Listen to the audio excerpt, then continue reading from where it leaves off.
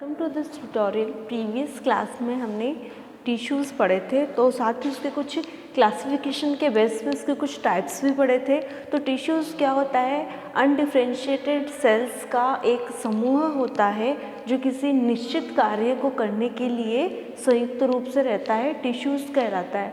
और इन टिश्यूज़ या ऊतकों में उपस्थित सेल्स समान या असमान होती है, लेकिन किसी निश्चित कार्य को करने के लिए वो ग्रुप के रूप में रहती है, जो टिश्यूज़ कहलाते हैं। तो टिश्यूज़ का अध्ययन हिस्टोलॉजी कहलाता है। तो इस टॉपिक पे हमने कल पढ़ लिया था, और साथ ही मैंने टिश्यूज़ को डिफरेंट टाइप्स में डिवाइड किया था, जिसमें से हम पढ़ रहे थे मेरिस्टेमेटिक टिश्यूज़। तो मेरिस्टेमेटिक टिश्यूज़ को भी first of all meristematic tissues क्या होते हैं? ये वे टिश्यूज़ होते हैं जो अपने पूरी लाइफ टाइम में डिविजन्स कर रहे होते हैं और लगातार डिविजन्स करते रहते हैं। साथ ही इन टिश्यूज़ में उपस्थित सेल्स का साइटोप्लाज्म डेंस होता है, न्यूक्लियस क्लियर होता है और उसमें कोशिकांगों का अभाव होता है। फिर हमने पढ़ा था कि इसको क्लासिफाइड किया था डिफरेंट टाइप में। किस टाइप में? एक तो उसमें होने वाले डेवलपमेंट एंड ओरिजिन पे, मीन्स उसमें उत्पत्ति और उसके विकास के आधार पे हमने उसको डिवाइड किया था। फिर फंक्शंस के आधार पर उसे डिवाइड किया था। फिर उसमें होने वाले डिविजन्स के जो प्लान्स होते हैं उसके आधार पर उसको डिवाइड किया था। और फोर्थ जो टाइप था, based on position in plant body, जो हमारा कल रह गया था, हम आज वहाँ से शुरू करते हैं। तो क्लासिफिकेशन का फोर्थ टाइप था based on position in plant body. तो प्लांट बॉडी में उस टिश्यू की पोजीशन के बेस पे उसे कितने भागों में डिवाइड किया गया है? First, second and third. तो apical meristem,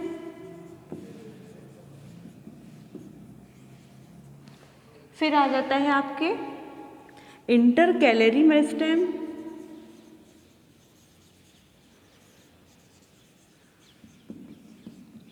and third one is lateral meristem. तो पोजीशन के आधार पे मेरिस्टेमेटिक टिश्यूज़ को 3 भागों में डिवाइड किया गया है: apical meristem, intercalary meristem and lateral meristem.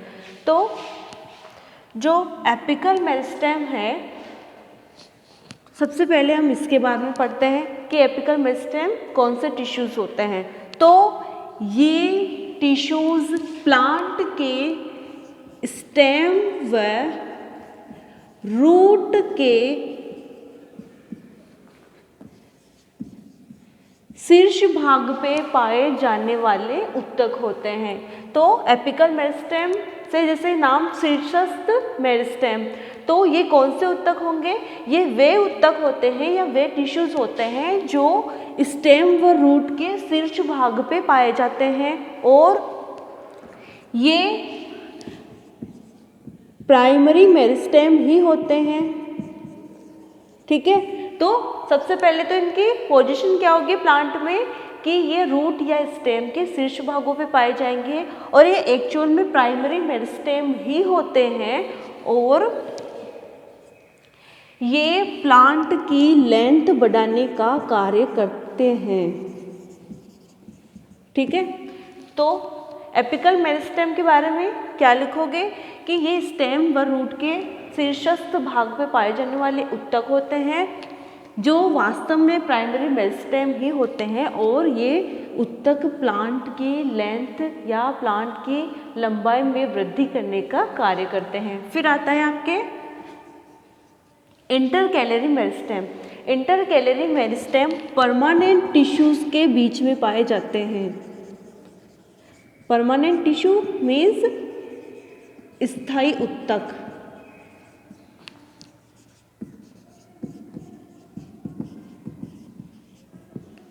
ठीक है, तो इंटरकैलरी टिश्यूज़ वे टिश्यूज़ होते हैं जो स्थायी ऊतकों के मध्य में पाए जाते हैं। ये भी वास्तव में प्राइमरी मेरिस्टेम ही होते हैं और ये भी प्लांट की लेंथ बढ़ाने का कार्य करते हैं। तो इनका क्या कार्य होगा? ये भी प्लांट की लेंथ बढ़ाने का कार्य करते हैं। तो इंटरकैलरी टिश्यूज़ या इंटरकैलरी मेरिस्टेम टिश्यूज़ क्या होंगे कि ये परमानेंट टिश्यूज़ के बीच में पाए जाने वाले ऊतक होते हैं। ये प्राइमरी मेरिस्टेम से बने हुए होते हैं और ये प्लांट की लंबाई में वृद्धि करने का कार्य करते हैं। फिर पढ़ते हैं हम third type, lateral meristem. Lateral meristem का क्या कार्य होता है कि ये स्टेम व रूट की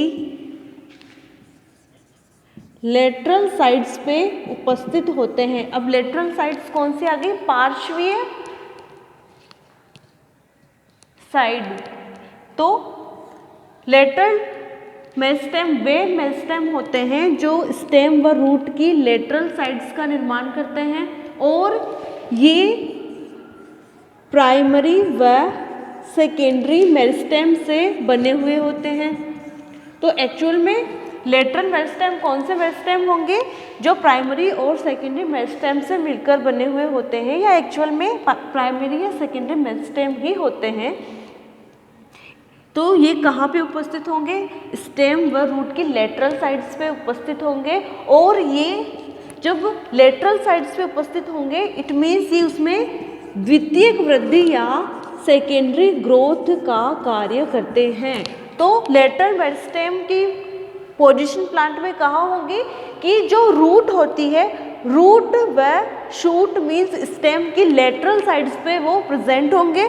उसके अलावा ये प्राइमरी और सेकेंडरी मेरिस्टेम से बने हुए होते हैं और ये प्लांट के सेकेंडरी ग्रोथ का कार्य करते हैं। अब आपको पता है कि जब प्लांट में सेकेंडरी ग्रोथ हो रही होती है तो उसकी लंबाई में वृद्धि नहीं होती, जबकि उसके पार्श्वीय भागों में मीन्स उसकी मोटाई में वृद्धि होती है। जो अपर वन टिश्यूज़ हैं ये दोनों ये क्या कर रहे थे? ये प्लांट की लेंथ को बढ़ा रहे थे, लेकिन जो ये लेटरल मेरिस्टेम है ये प्लांट की विड्थ या उसकी चौड़ाई को बढ़ाने का कार्य करते हैं, अर्थात ये उसमें सेकेंडरी ग्रोथ करने का कार्य करते हैं। इसे एक डायग्राम की हेल्प से समझते हैं।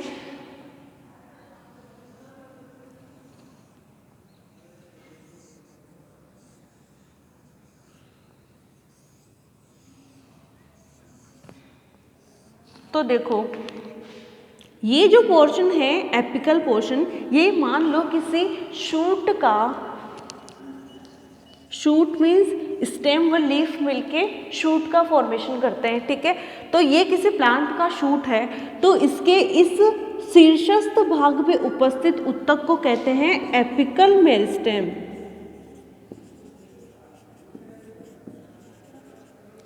और जो इन कक्षस्थ कलिकाओं या पत्तियों व स्टेम के बीच में रहते हैं यहाँ पे इसे बोलते हैं इंटरकैलरी मेरिस्टेम। तो प्लांट्स में इसकी पोजीशन क्या होगी कि जो एपिकल मेरिस्टेम होते हैं वो एपेक्स पे होते हैं, मीन्स शीर्षस्थ भाग पे होते हैं। इंटरकैलरी मीन्स ये इंटर नोड्स या नोड्स के बीच में पाए जाएंगे, मीन्स यहाँ पे जहाँ से पत्तियाँ निकलती है, तो ये इंटरकैलरी मेरिस्टेम हो गया। फिर होता है लेटरल। तो लेटरल मेरिस्टेम की कंडीशन क्या आएगी? मैंने बताया था कि ये स्टेम या रूट की पार्श्व साइड्स पे पाया जाता है, तो ये इसकी लेटरल साइड्स पे होते हैं, इसलिए इन्हें लेटरल मेरिस्टेम कहते हैं, ठीक है। और इस तरह आपके पोजीशन के बेस पे मेरिस्टेमेटिक टिश्यूज खत्म होते हैं। नेक्स्ट हम पढ़ते हैं परमानेंट टिश्यूज। पहले हमने पढ़ा था कि अनडिफरेंशिएटेड सेल्स का वह समूह जो किसी एक निश्चित कार्य को पूर्ण करता है टिश्यूज कहलाते हैं, ठीक है। अब टिश्यूज़ को हमने कल वाली क्लास में 3 भागों में डिवाइड किया था, meristematic tissues, permanent tissues and secretory tissues. तो मेसेमेटिक टिश्यूज़ को भी हमने 4 कंडीशन में क्लासिफाइड किया था, जो यहाँ भी खत्म हो चुका है। नेक्स्ट हम पढ़ रहे हैं परमानेंट टिश्यूज़।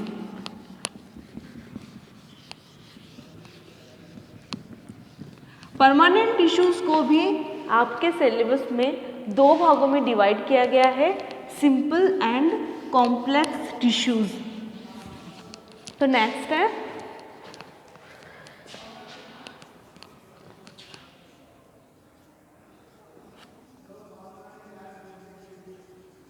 परमानेंट टिश्यूज़, जिन्हें कहते हैं स्थायी ऊतक।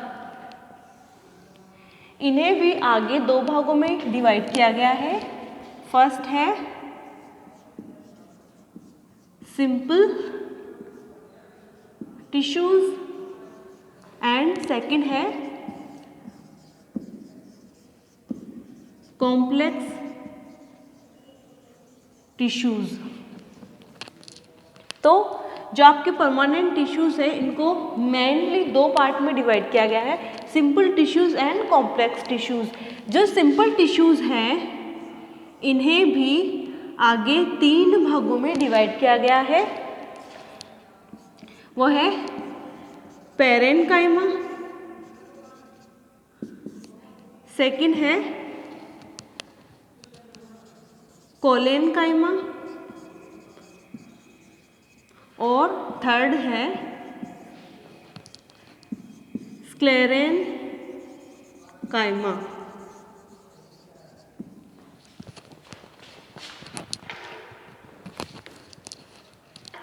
तो परमानेंट टिश्यूज़ सेल्स का ऐसा समूह है। तो मैंने मैथमेटिक्स टिश्यूज़ पढ़ाए थे, तो मैंने बताया था कि सजीव कोशिकाएं होती है या सजीव कोशिकाओं का समूह होता है। तो परमानेंट टिश्यूज़ भी सजीव कोशिकाओं का ही समूह होता है। ये वे सेल्स होती है जो स्थायी व अस्थायी रूप से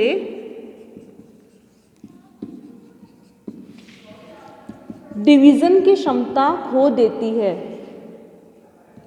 या इनमें डिवीज़न की क्षमता नष्ट हो जाती है।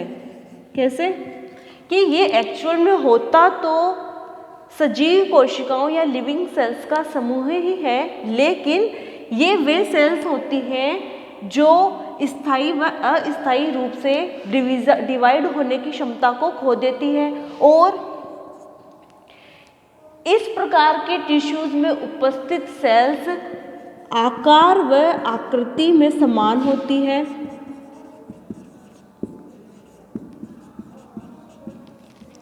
इनमें अंतराकोशिकीय अवकाश या इंटरसेल्युलर स्पेसेज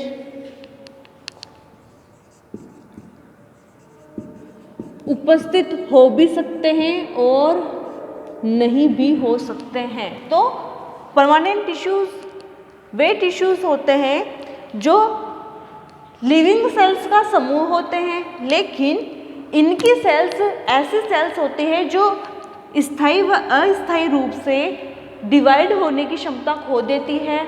जैसे कि मेसेमेटिक टिश्यूज़ लाइफ टाइम डिवाइड होते थे, वैसे ये स्थायी व अस्थायी रूप से डिवीज़न होने की क्षमता भी खो देते हैं। फिर इन टिश्यूज़ में उपस्थित सेल की जो आकार व आकृति होती है वो एक समान ही होती है। उसके अलावा इनमें अंतराकोशिकीय अवकाश अनुपस्थित या उपस्थित हो सकता है। इनमें वैक्यूल्स उपस्थित या अनुपस्थित हो सकती है और इनकी सेल्स में न्यूक्लियस पाया जाता है, ठीक है, और ये फूड स्टोरेज कर भी सकती है और नहीं भी कर सकती। तो परमानेंट टिश्यूज़ क्या होते हैं कि ये स्थायी व अस्थायी रूप से डिवीज़न की क्षमता खो देते हैं। इनकी आकृति या इनमें उपस्थित सेल्स की आकृति व आकार समान होता है। अंतराकोशिकीय अवकाश उपस्थित भी हो सकते हैं और नहीं भी हो सकते, और इनमें वैक्यूल्स उपस्थित भी हो सकती है और नहीं भी हो सकती है, और इसमें न्यूक्लियस पाया जाता है। अब पढ़ते हैं कि इन परमानेंट टिश्यूज़ को भी आगे दो भागों में डिवाइड किया गया है, simple tissues and complex tissues. तो सिंपल टिश्यूज़ क्या होते हैं कि ये समान प्रकार की कोशिकाओं का समूह होता है जो समान रूप से कार्य करता है या एक समान कार्य करता है। ठीक है, तो सिंपल टिश्यूज़ क्या हो गए, जैसे कि नाम से ही पता चल रहा है कि सिंपल में समान कोशिकाएं।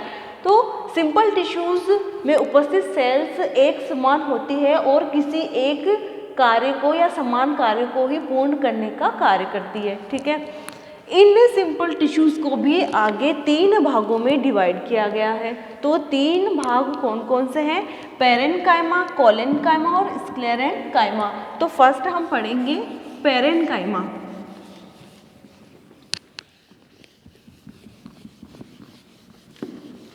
पेरेन्काइमा सजीव कोशिकाओं का समूह होता है। तो फर्स्ट पॉइंट क्या आ गया पेरेन्काइमा के बारे में कि पेरेन्काइमा लिविंग सेल्स का समूह होता है। इनकी कोशिका भित्ति या सेल वॉल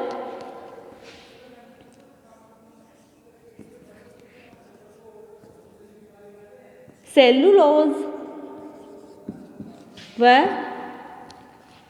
कैल्शियम पैक्टेट की बनी हुई होती है।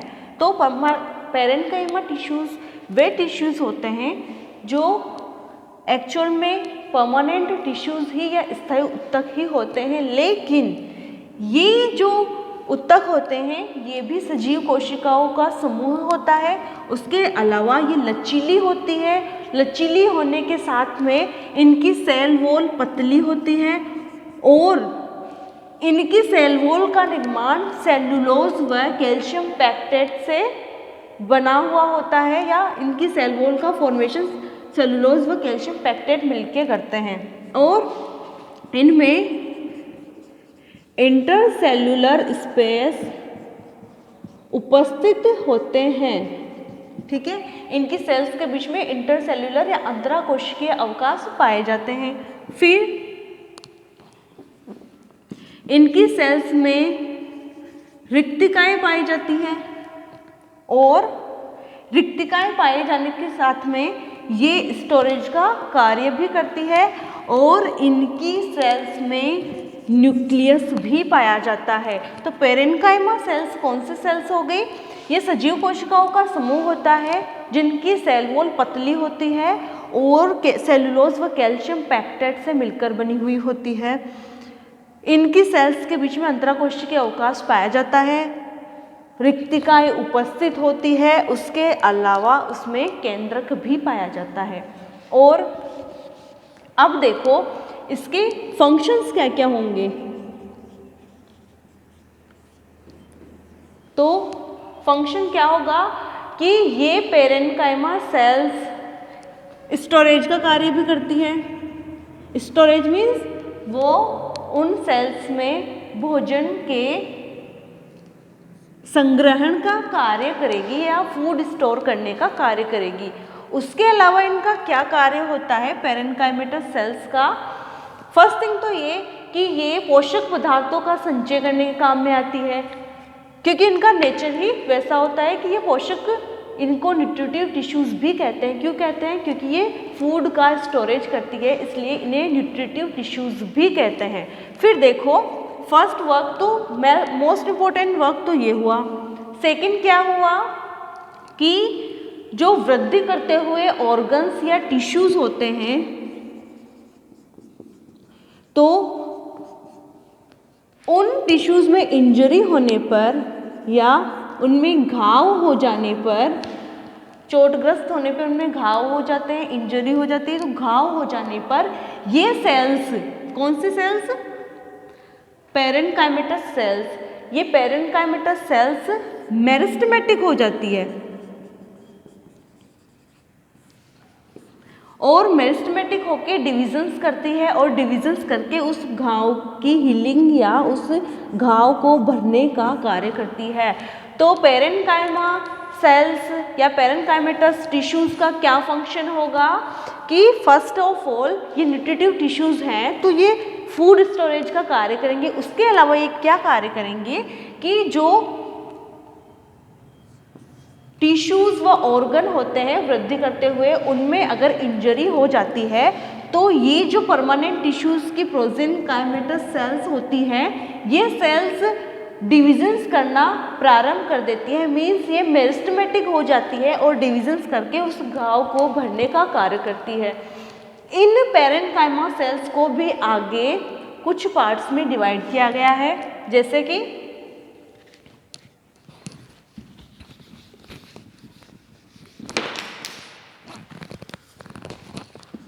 प्रोजेन्काइमा, फिर आता है क्लोरेन्काइमा, फिर आता है एरेन्काइमा, फिर आता है इडियोब्लास्ट, फिर आता है सिलेट पेरेन्काइमा। ठीक है, तो आपके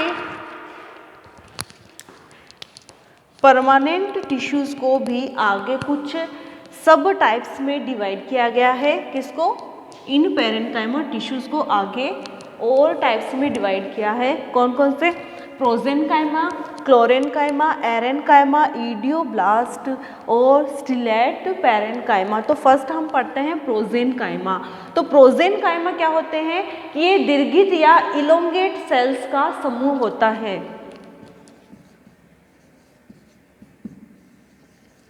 दीर्घित मीन्स इलोंगेट, तो ये दीर्घित सेल्स का समूह होता है। मीन्स ये छड़ाकार सेल्स होती है जिनके जो कोने होते हैं, एंगल्स, वो कोने संकरे या नुकीले होते हैं। ठीक है, तो किसी प्लांट में प्रोजेन्काइमा का आइडेंटिफिकेशन कैसे होगा कि ये इलोंगेट मीन्स दीर्घित या छड़ाकार सेल्स होती है जिनके कोने संकरे या नैरो होते हैं, नुकीले होते हैं। तो ये किस टाइप से रहेगी?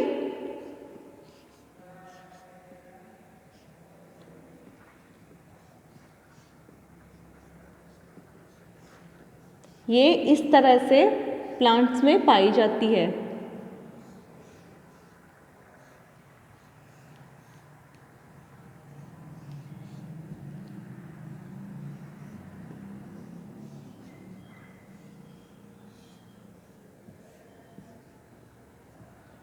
ये इस तरह से प्लांट्स में पाई जाती है और इनके जो कोने होते हैं वो नुकीले प्रकार के होते हैं। फिर आते हैं क्लोरेन्काइमा। जब पेरेन्काइमेटस टिश्यूज़ की सेल्स में क्लोरोफिल पाया जाता है तो इसे क्लोरेन्काइमा कहते हैं।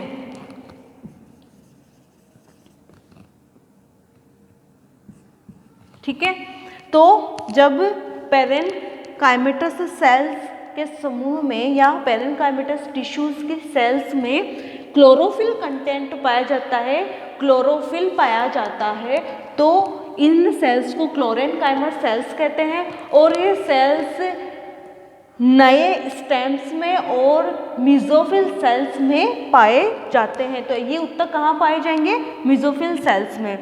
तो जो प्रोजेन्काइमा सेल्स होते हैं या प्रोजेन्काइमा टिश्यूज़ होते हैं, ये टिश्यूज़ मोस्टली ज़ीरोफाइट्स में या मरुदविधीय पादपों में पाए जाते हैं। और इनका क्या कार्य होता है कि ये फोटोसिंथेसिस की रेट को कम करने का कार्य करते हैं। फिर नेक्स्ट होता है क्लोरेन्काइमा, कि जब पेरेन्काइमेटस सेल्स में क्लोरोफिल कंटेंट पाया जाता है तो वे क्लोरोफिल या क्लोरेन्काइमा कहलाते हैं। और ये नए स्टेम्स या न्यू ऑर्गन्स में उसके अलावा ये क्या करते हैं? मेसोफिल सेल्स में पाए जाते हैं और ये फोटोसिंथेसिस करने का कार्य भी करते हैं। फिर आते हैं एरेनकाइमा। जब पेरेनकाइमेटस सेल्स के बीच में इंटरसेल्यूलर स्पेस पाए जाते हैं या अंतराकोशिकीय अवकाश पाए जाते हैं, जिससे कि उनमें एयर भर जाती है या वायु भर जाती है, या मैं यूँ कहूँ कि वो वायु को स्टोर करने का कार्य करते हैं, तो वे टिश्यूज़ एरेनकाइमा कहलाते हैं। एरेनकाइमा टिश्यूज़ क्या होंगे कि जब पेरेनकाइमेटस सेल्स के बीच में या पेरेनकाइमेटस टिश्यूज़ की सेल्स के बीच में अगर अंतराकोशिकीय अवकाश पाए जाते हैं और उन अंतराकोशिकीय अवकाश में वायु भरी हुई होती है, तो उन ऊतकों को एरेनकाइमा कहते हैं। और ये उन प्लांट्स को प्लावकता प्रदान करते हैं। प्लावकता क्या होगी कि कोई जलीय पादप है तो उस पर आसानी से फ्लोटिंग करते हुए पाए जाते हैं, या इनमें एरेनकाइमा होने की वजह से ये उसको प्लावकता प्रदान करेंगे, जिससे कि वो पानी की सतह पे तैरते हुए पाए जाते हैं, जैसे कि निम्फिया। फिर आते हैं आपके ईडियोब्लास्ट। ईडियोब्लास्ट क्या होते हैं कि ये वे पेरेनकाइमेटस टिश्यूज़ होते हैं जिनमें किसी प्रकार के रासायनिक पदार्थों का संचय हो जाता है या केमिकल कंपाउंड्स का संचय हो जाता है, जैसे कि कैल्शियम ऑक्जेलेट के क्रिस्टल, उसके अलावा रेजिन, गोंद आदि। तो जब पेरेनकाइमेटस टिश्यूज़ की सेल्स के अंदर रासायनिक पदार्थों का संचय हो जाता है, ये रासायनिक पदार्थ कैल्शियम ऑक्जेलेट के क्रिस्टल भी हो सकते हैं, गोंद भी हो सकते हैं, रेजिन भी हो सकते हैं और खुद कैल्शियम भी हो सकता है, तो वे सेल्स ईडियोब्लास्ट सेल्स कहलाती है। और इसकी उपस्थिति कैसे होती है कि कंसिडर करो कि ये किसी लीफ की स्ट्रक्चर है, तो ये अंगूर के गुच्छे के समान उन सेल्स में संचित अवस्था में पाए जाते हैं। ऐसे ये एपिडर्मिस हो गई, ये हाइपोडर्मिस, और ये पेलिसेड टिश्यूज़, ये स्पंजी टिश्यूज़, और ये यहाँ पे कंसिडर करो कि ये पेरेनकाइमेटस टिश्यूज़ है और इन पेरेनकाइमेटस टिश्यूज़ के बीच में ये कैल्शियम ऑक्जेलेट के क्रिस्टल होते हैं जो अंगूर के गुच्छे के समान पाए जाते हैं। इट मीन्स पेरेनकाइमेटस सेल्स संचय का कार्य भी करती है। तो ये सेल्स ईडियोब्लास्ट सेल्स कहलाती है। जब पेरेनकाइमेटस सेल्स में किसी प्रकार के रासायनिक पदार्थों का संचय होता है तो वो ईडियोब्लास्ट सेल्स कहलाती है। और रासायनिक पदार्थ क्या क्या हो सकते हैं? कैल्शियम ऑक्जेलेट, जैसे कि इस लीफ में ये अंगूर के गुच्छे के समान कैल्शियम ऑक्जेलेट के क्रिस्टल देखे जा रहे हैं। ठीक है, पेरेनकाइमेटस सेल्स कैसे होते हैं, इनकी स्ट्रक्चर ये ऐसे होते हैं। इनके बीच में बड़े बड़े एयर कैविटीज़, या मैं यूँ कहूँ कि इनके अंतराकोशिकीय अवकाशों के बीच में बड़ी बड़ी एयर कैविटीज़ पाई जाती है। तो ये कौन से टिश्यूज़ हो गए? Aerenchyma tissues. ईडियोब्लास्ट टिश्यूज़ ऐसे दिखाई देते हैं।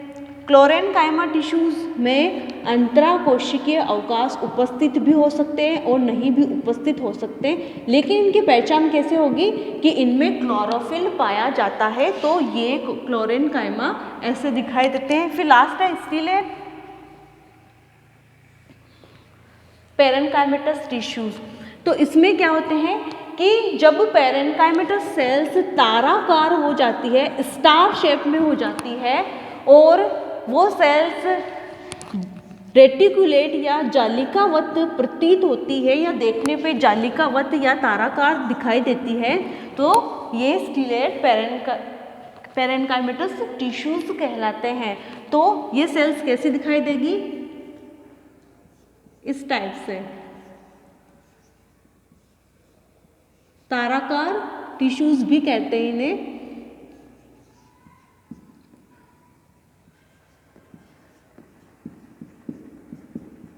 और ये स्टिलेट पेरेन्काइमेटस टिश्यूज इस प्रकार दिखाई देते हैं कि जब पेरेन्काइमेटस सेल्स ताराकार हो जाती है, या मैं यूँ कहूँ कि वह जालिकावत दिखाई देती है, तो इन्हें ताराकार टिश्यूज भी कहते हैं। इसके अलावा इनका क्या कार्य होता है कि ये एक्चुअल में तो प्लांट को प्लावकता प्रदान करते हैं, मीन्स इनकी जो सेल्स होती है, इनकी सेल्स में भी अंतराकोशिकीय अवकाश पाए जाते हैं। तो ये क्या करती है, ये भी कुछ हद तक प्लांट को प्लावकता प्रदान करने का कार्य करते हैं। तो मैं ऐसे भी कह सकती हूँ कि ये वाले टिश्यूज एरेन्काइमेटस टिश्यूज का ही रूपांतरण होते हैं, जिनमें अंतराकोशिकीय अवकाश पाए जाते हैं और ये जालिकावत होते हैं या ताराकार संरचना का निर्माण कर लेते हैं, जिससे कि प्लांट तैरती हुई अवस्था में पाया जा सके। और जो ईडियोब्लास्ट जो टिश्यूज होते हैं, ये वे पेरेन्काइमेटस सेल्स होती है जो स्टोरेज का कार्य भी करती है। इट मीन्स जैसे कि आलू में ये क्या करते हैं, ये स्टार्च का स्टोरेज करने का कार्य करती है। और इसके साथ ही आपके परमानेंट टिश्यूज खत्म होते हैं। नेक्स्ट क्लास में हम नेक्स्ट टिश्यूज शुरू करेंगे। Thank you.